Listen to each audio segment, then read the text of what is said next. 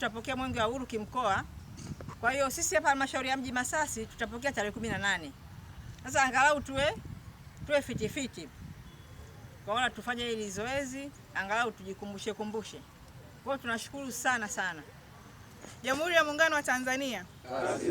Jamani, mimi niendelee kuwashukuru kwa kujitokeza. Najua leo asubuhi kibaridi hiki wengine ilikuwa changamoto kuachia kitanda, lakini niwashukuru kwa kuitikia wito.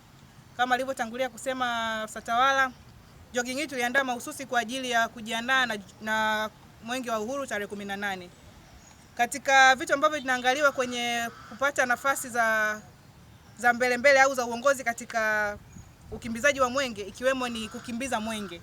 Kwa hiyo naamini kwa mazoezi haya siku hiyo hatutakimbia kwenye magari, tutakimbiza mwenge na tutapata point kwenye hilo. Najua kwenye miradi tumepita, kwenye chakula tumepita, kwenye hamasa tumepita, kwa hiyo hata hapa tumepita. Mimi niseme tu jamani, huu sio mwisho. Jogging hizi zitakuwa zinaendelea mara kwa mara. Tunapoleta mialiko, naomba msikae nyuma, tujoin pamoja, tujitokeze. Shukrani za dhati kabisa niwapelekee Jeshi la Polisi kwa kuwa utayari wa kutupa vyombo vyenu vya usafiri katika njia zetu za barabara, usalama barabarani. Tunawashukuru sana.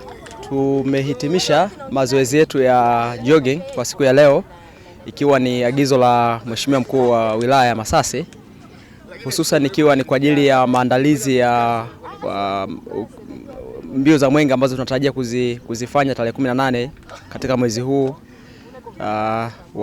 mwezi wa 5. Kwa hiyo tumejitokeza kama watumishi na jamii ya Masasi kwa ajili ya kukimbia ili kutengeneza fitness yetu ambayo itatusaidia wakati wa kukimbiza mbio za mwenge. Badala ya kutembea tubidi tukimbie. Nataka kusema hayo, niseme kazi iendelee.